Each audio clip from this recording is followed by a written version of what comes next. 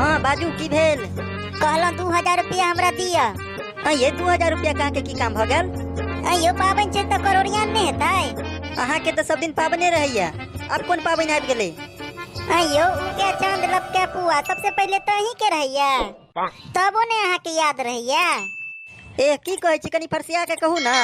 दूर जाओ, अहाँ के नहीं मालूम है क्या चौरचन पाबन छियै?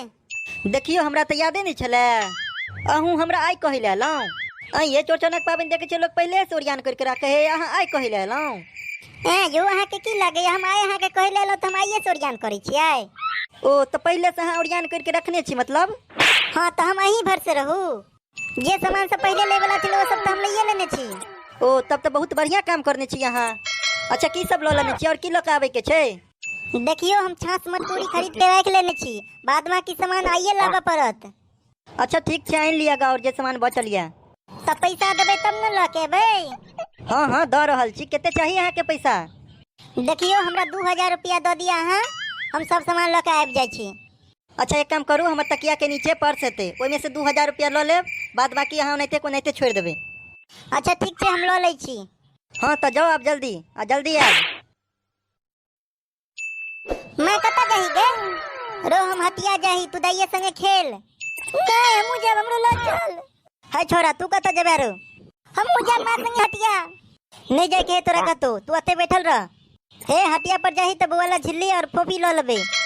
अच्छा ठीक छै, हम बउवाला झिल्ली मुरही कचरी सब लेने एबे। ये तो अहाँ अकेले जा रहल छी हटिया?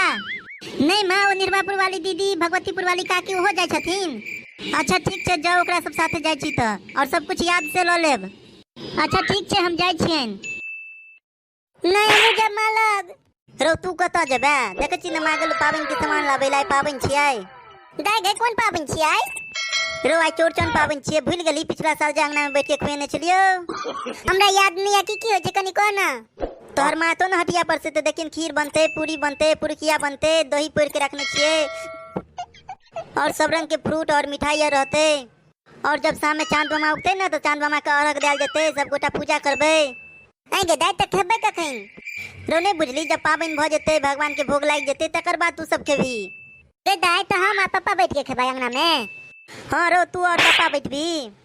अहाँ और अहाँ सब परिवार के मिथिला के पवित्र पावन चौरचनक हार्दिक शुभकामना। अहाँ सबके निक निक वीडियो देखे के अछि, पेज के फॉलो जरूर कर लिया। अहाँ सबके हमार वीडियो केहन लागैया कमेंट करके जरूर बताओ। जय मिथिला जय मैथिली।